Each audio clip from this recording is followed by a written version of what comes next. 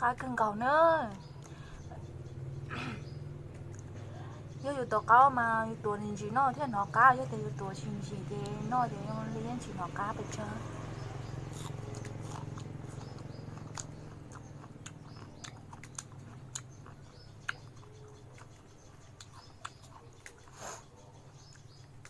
Từ từ nó chơi yêu chắc là sẽ câu nó mà cá cái đó nó mò hỏ luôn đi nè.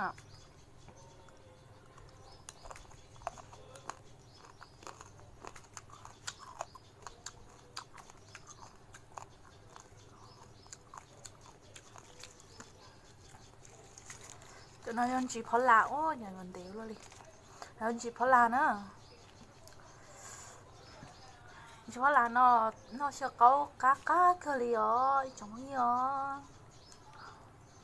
Chỉ phở lạ lô cá gì lô phá bông lô thì xí mà phá bông chê được bé là xí mua nhá thì ta la thì hắn này tao bây giờ cho nó chê bé cho nếu ba được chế nữa phở lạ nha cá gì nè.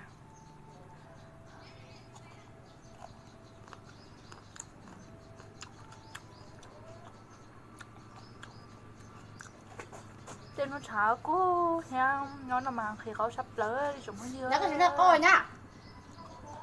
Hay tôi nói chứ nó có những món nào tạo. Để hồi tự nhá.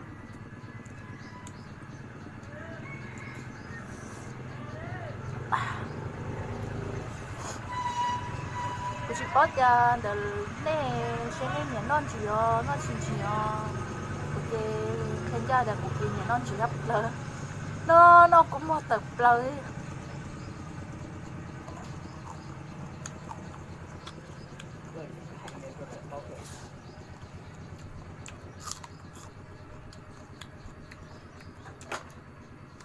cái gì cá thế này nó xưa tôi nó xí á cái gì nè. Cho nên để bạn này xe.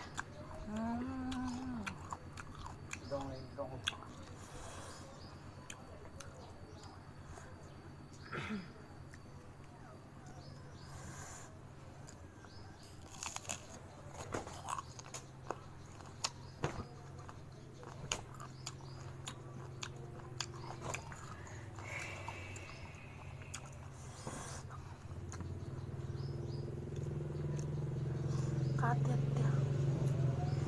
Cá tiền ơi chúng như nữa anh thì nhớ xe của chị tôi mà 3 tuổi nó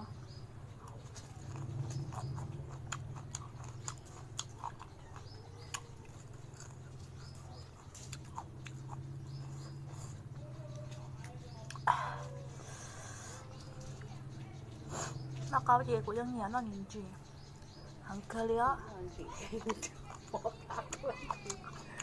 Thế nó mất ra tuần.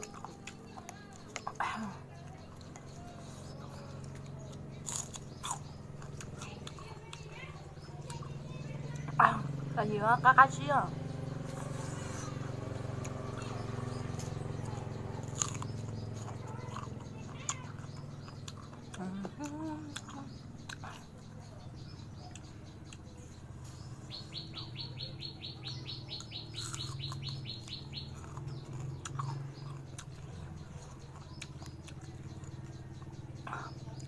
Mà con tôi chê là nhà nó chê là tuổi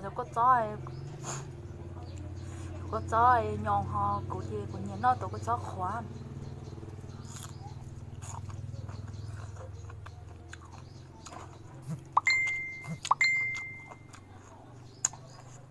chỉ đây đua là xong rồi bài nữa